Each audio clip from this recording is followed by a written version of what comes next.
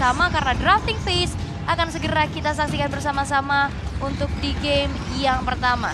Iya, dan memang kita sadari juga dimana di hari pertama kemarin ini nggak ada yang clean sweep atau nggak ada kemenangan yang sempurna. Selalu balas berbalas dan itu yang kita harapkan juga untuk di hari yang kedua. Sejarah apa yang akan diukir oleh masing-masing tim. Karena kita masuk ke drafting phase dengan Poveus first ban Epi Brand. Oke, Poveus ini sering loh dan hampir Yap. selalu dilakukan oleh Epi Brand. Buang Poveusnya, jadi mereka berandai-andai mereka dapetin One-One, Nolan, atau Guinevere. Itu perandaian mereka. Dan mereka selalu membuang Poveus dengan hal tersebut. Iya. Di sisi yang lain, si Yusun, mereka juga selalu membuang Matilda. Iya. Karena mereka gak suka teamfight kiting, maju mundur, lama banget, mending langsung tabrak. Iya, itu ada fun fact-nya itu ya. Betul. Selalu ban ke arah Matilda dan lagi-lagi Matildanya juga ditutup. Dari sisi Yusun juga udah harus mulai menyadari. Poveus ini bakal diarahin kemana sama Epi Brand yang kan tadi. Bisa Iya. jadi One-One, bisa jadi Nolan. Dan bahkan ini bakal lepas. Atau ya yang kita tahu hero signature legacy dari Philippines, Benedetta. Benedetta juga ada banyak banget yang memang bisa ditutup dengan Poveus ya. Dan ini belum lagi melihat kebiasaan dari Epi Brand. Mainin utility tank aja. Jadi mereka bisa mancing di sini. Oh ini mau pakai Nolan lah, mau pakai ini. Tapi ternyata enggak. Cuman kalau Nolannya lepas, Khaleesi pasti pakai Nolan. Kayaknya bakal langsung di first pick sih oleh Khaleesi ya apabila Nolannya terlepas. Ya ada Guinevere juga yang masih ada. Jadi benar-benar pertimbangan yang berat sekarang untuk coach dari si Yusun. Banyak lah ya dari pertimbangan-pertimbangan tapi Lepas semua ya diadu. itu supportnya yang ternyata yang memang tidak disukai sama si Yusun. Yang balik lagi tadi seperti yang mau bilang, kiting gameplay. Yang kita tahu bagaimana dari Angela pun juga punya power ke arah sana ya. Ya, dan mereka langsung buang buat Angelanya. Jadi jelas untuk di game kita yang pertama akan banyak hero yang bisa kita bilang powerful. Ini lepas. Iya, Guinevere.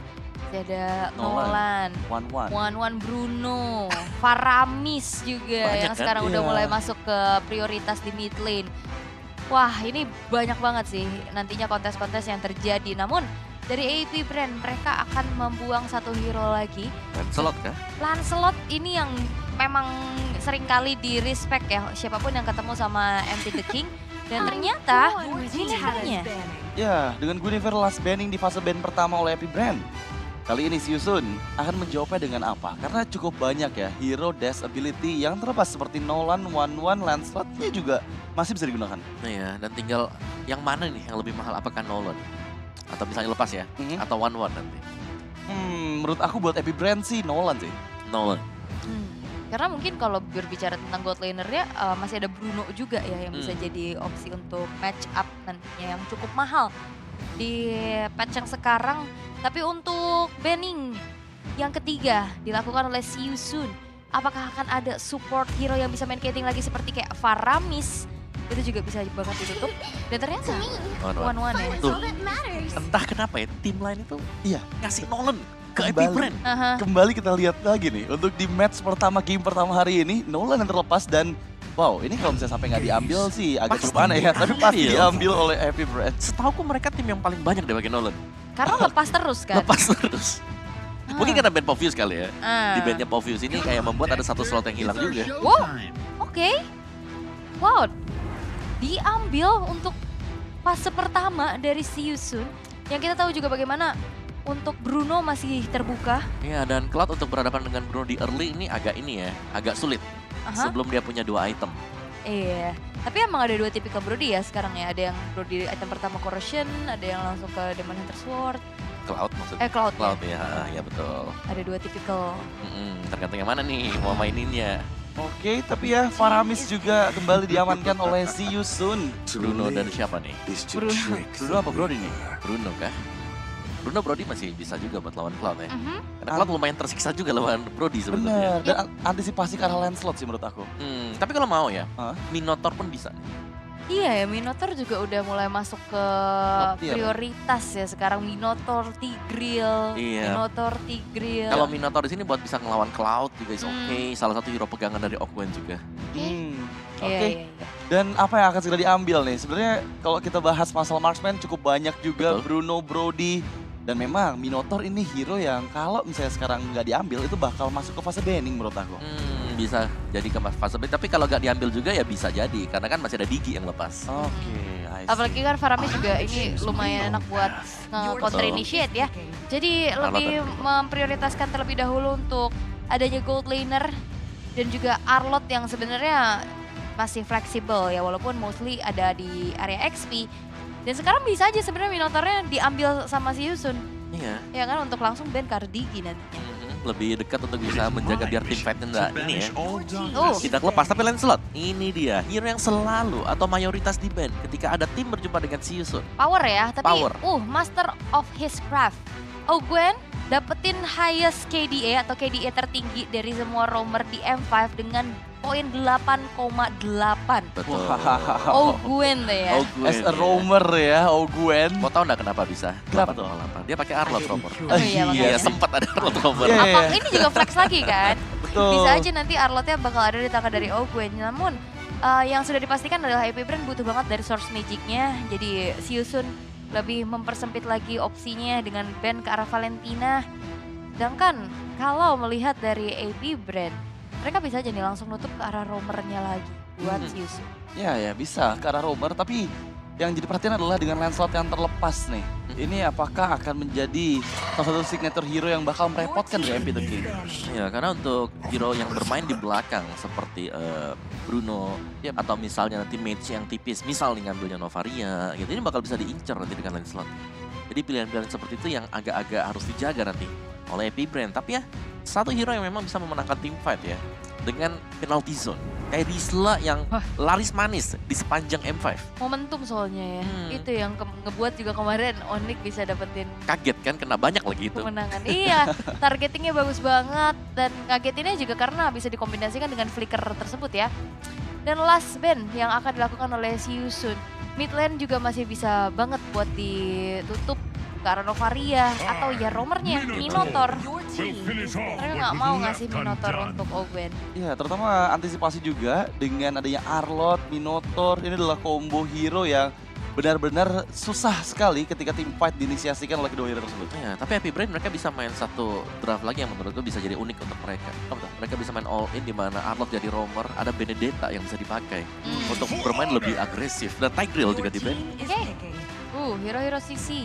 Ini Udah mulai laris ya. dipersempit, Sekarang iya. Mino Tigreal kayaknya jadi langganan ban di second ban phase. Oke. Karena ya rata-rata yang ngambil ke arah Tigreal justru ke Last pick-nya. pick-nya ya kan di second phase-nya. Cuman kalau berbicara tentang adanya hero sisi di roamer, Kufra juga kan udah masih masuk ke dalam Masuk. pilihan ya. So, dan sekarang bahkan covernya juga bisa dipakai oleh Boxy. Tapi kalau melihat hero pegangan dia Chow, kita dimunculkan untuk Chow, Ruby juga bisa. Area ya. Area. Oke. Tapi untuk Kaja juga mungkin bisa jadi opsi. Tapi Hero. Direct terlebih dahulu. Direct XP. Ya, Yang sebenarnya masih belum tahu juga ini XP-nya dari AP Brand ada siapa ya kan. Karena Arlott nih yang juga sempat digunakan oleh Gwen yang akan berada di area roamer. Jadi ini lumayan kayak ya udah kita pick dulu aja. Betul. Nah, tapi emang strong ya di XP ya. Dirat strong di XP untuk landingnya dia bagus ya. Kita bisa bilang landingnya siapapun yang di ketemu dengan dia di early, ini biasanya bonyok duluan nih. Iya. dan itu akan menjamin juga untuk XP-nya bakal bisa dimenangkan nanti oleh si Yusun. Dan jawaban seperti apa nih? Tentang Arlott yang udah diambil di pick ketiga, apakah akan kembali digunakan oleh Gwen? Menurutku digeser? pilihan bagus kalau memang Gwen yang pakai Arlott Oke. malah sekarang. Jadi di flex mereka bisa mainin satu damage lagi buat berhadapan dengan Dirot. Itu kalau jadi ya. Ya. Karena kalau XP yang punya damage masih ada kayak Benedetta dan Oh, Pakito-nya. Berarti yes, ini dia Arlott Room yang akan ada tangan dari Gwen dan Novaria yang langsung diambil untuk view. Iya, akan mempermudah nantinya dengan Astral Echo dari Novaria, kombinasi Final Slash, terutama kali ini belakang dari si Yusun. Akan lebih mudah lagi di reach, dan pick terakhir nih, roamer apa yang dibutuhkan, Om? Ya, roamer yang pasti kena jelas Kaja ya masih ada. Dan menjadi pilihan. Atau dari si Yusun, mereka juga kan nggak punya terlalu banyak badan nih di depan. Yap. Ya, mereka bisa bermain yang lebih agresif mungkin, tapi bener Kaja. Tadi pikirku mau Chow, tapi Kaja lebih pasti lah, lebih pasti. Iya. Suppress effect lah ya. Hmm. Satu yang ditumbangin atau ditarik itu bakal harusnya bisa di follow up dengan cepat juga. Karena ngelihat dari Arlott yang jadi roamer ini juga kan nggak punya durability yang terlalu tinggi ya. Iya. Nah, Dan juga Arlott-nya biasanya kalau udah pakai Vengeance ke depan nih ya, berharap lagi untuk Demon Geist-nya nyala itu agak sulit. Kecuali memang Download Strike-nya masih ready. Oke, tapi ya kita akan melihat seperti apa eksekusi di Line of Dawn karena draft Benentik sudah selesai. 10 hero sudah diamankan dan eksekusi Line of Dawn yang akan menjadi saksi. ya dan kita lihat sedikit dari tim comparison memang terlihat bahwa saling mengcounter satu sama lain. Memang line up rating lebih besar ke angka MP Brand, tapi akan seperti apa match pertama, game pertama antara sang penguasa Filipina Epi Brand berhadapan dengan presentasi dari Kamboja, Si Yusun. So selamat datang di Line of Dawn. Yap. Ini saya suka loh draftnya dua-duanya nih. Ya, Dari kedua tim ini, gak ada yang trouble. Gak terlalu trouble semuanya. So-so lah, mereka lebih mengandalkan damage.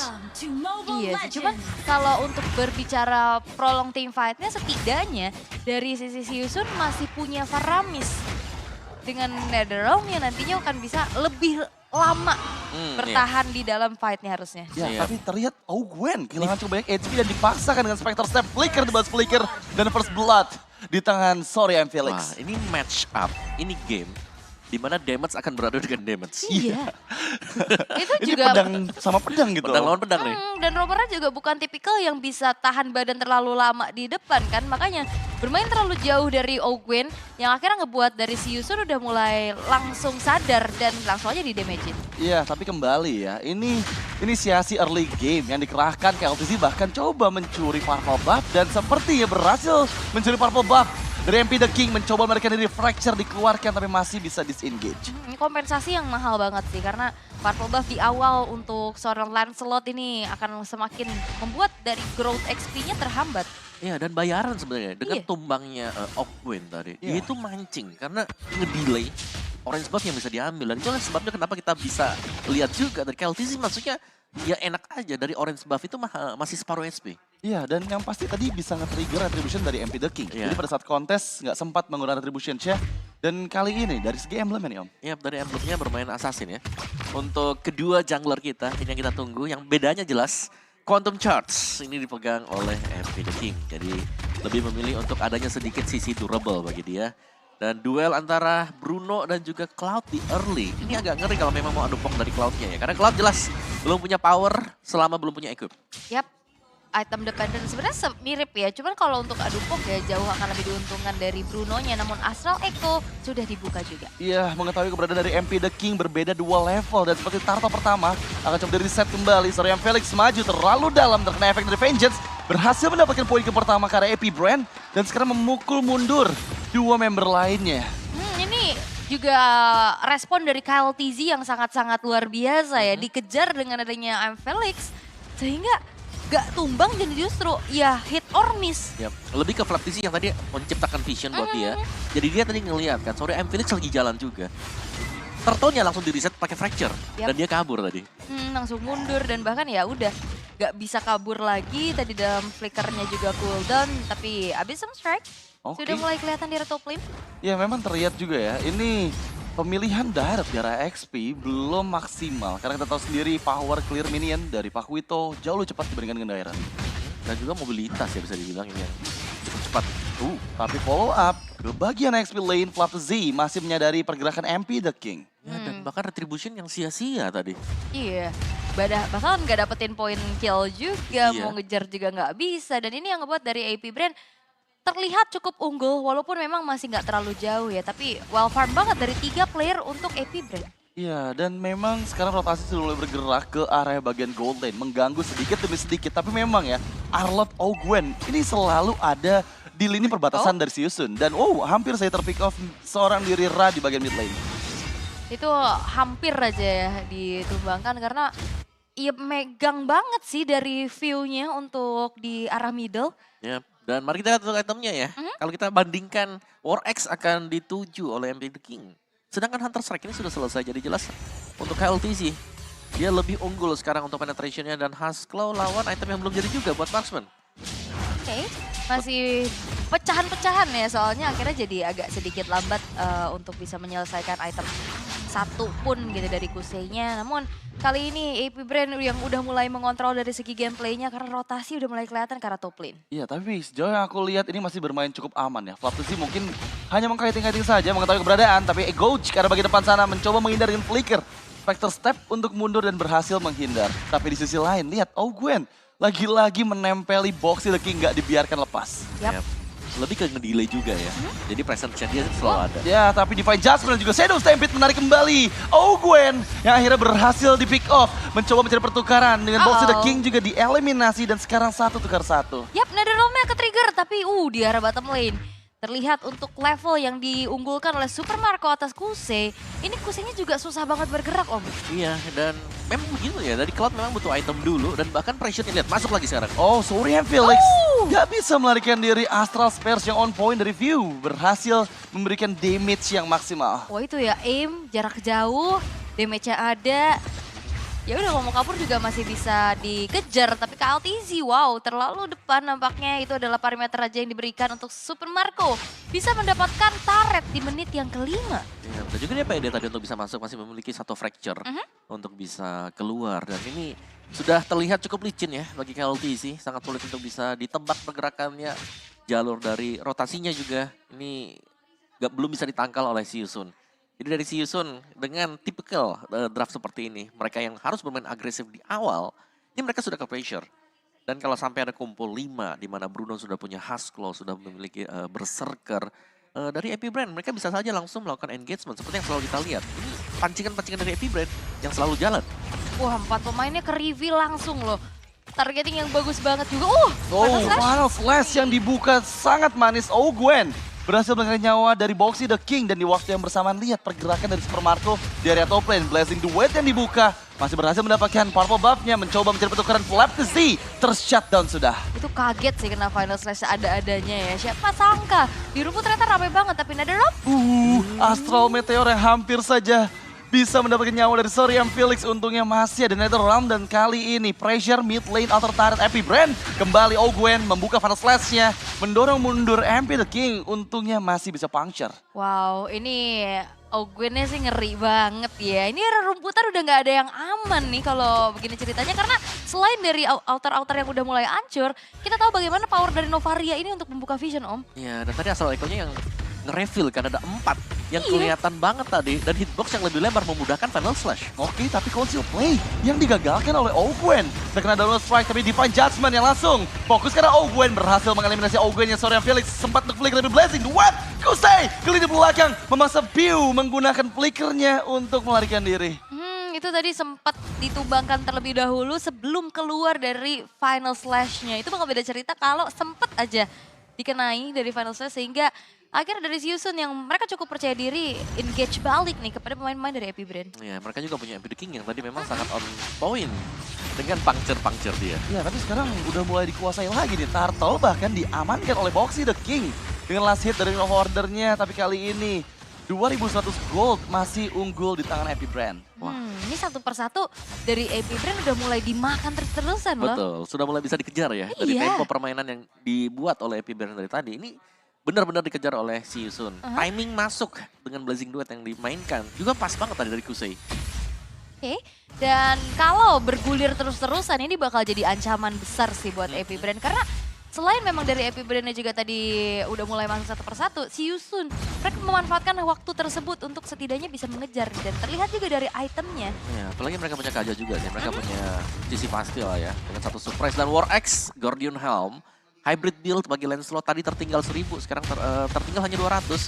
Jadi di sini memang mereka sudah cukup mengejar dari sisi jungler. Kalau pembedanya masih ada di EXP lane yang tertinggal cukup jauh, tapi untuk EXP-nya juga masih bisa bermain dengan item-item defense. Jadi hanya kan menjadi badan tentunya bukan masalah. Ya. Kalau tertinggal 1000 gold. Terus juga gold lane-nya Kusei-nya masih aman banget loh. Betul. Kusei-nya masih belum tumbang sama sekali, masih bisa untuk catch up juga pastinya. Kalau misalkan dibiarkan terus-menerus, untuk sisi AP Brand ini bakal cukup terancam loh. Ya, tapi beberapa kali aku ngelihat konsil dari Boxy the King ini digunakan dari depan. Dan itu bisa ketebak gitu pergerakannya dengan member-member AP Brand. Iya, menurutku dia hanya akan mengandalkan flicker kalau yang Boxy ya. Karena dia wajib banget memang untuk Divine Judgment yang ini bisa kena. Karena ya satupun yang terambil itu kan damage-nya bakal besar. Dipegang, kena Abyssal Strike semisal. Bisa jadi satu combo. Weh, bahaya banget. Boxy the King seorang diri mencoba membuka visions ke arah mid-range bush dan terekspos sudah Astral Echo 4 player season terdeteksi. Yap, ini dia. Udah sembunyi-sembunyi ketahuan. Astral Echo-nya lagi-lagi. Ini membuat 4 pemain dari Siusun juga harus lebih berhati-hati lagi untuk bisa melakukan pergerakan. Namun Lord yang pertama sekarang udah muncul, namun KLTZ yang ternyata mencoba untuk berusaha mengambil ke arah orange buff ini justru yang udah mulai kecicil. Iya, karena dari item yang kita bisa bilang dengan hybrid build, dengan ada Guardian yang membuat MP The King ini sangat-sangat sustain juga. Oke, tapi peperangan terjadi. Ya, mencoba untuk Abyssal Strike karena bagian depan sana berhasil mendapatkan Ogwen ternyata. Dan itu pas banget timingnya pada saat sekarang Puncture engage kembali, maju ke bagian depan, tertarik itu sudah. Tapi masalahnya lihat damage dari Felicia terlalu sakit dan Blazing Duet from Kushay memukul mundur 2 member. Masalahnya sekarang belum ada member Siusun yang tereliminasi. Wow, hampir aja. Astral Spear itu udah kena paling ujungnya ya. Damage-nya kerasa banget. Dan untungnya dari Sarian Felix berhasil untuk menyelamatkan diri, tapi wah. Gak selamat ternyata, karena lihat pergerakan dari Fantasy yang mendapatkan 2 member. MP The King bahkan, one last hit, lagi-lagi volley shot. Super Marco mendapatkan member ketiga dari Siusun dan sekarang Lord pertama.